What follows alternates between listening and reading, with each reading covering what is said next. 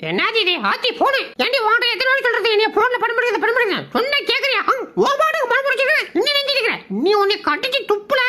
கொஞ்சம் இரு ஒன்னே கிடையாது முன்னாடி இந்த போனை கடிச்சு துப்பிட்டு வரேன் பங்காளி சமையல் இன்னைக்கு ஒரு பிடி என்னடா சோத்த காணா போடா சாப்பாடு செஞ்சிருக்குன்னு கூட்டி வந்து இப்படி ஏமாத்தி விட்டாடா ஆஹா கதவு திறந்துருக்கு வெளில போய் விளையாண்டு வந்துருமா வேணா நம்ம பார்த்தா அடிக்குமே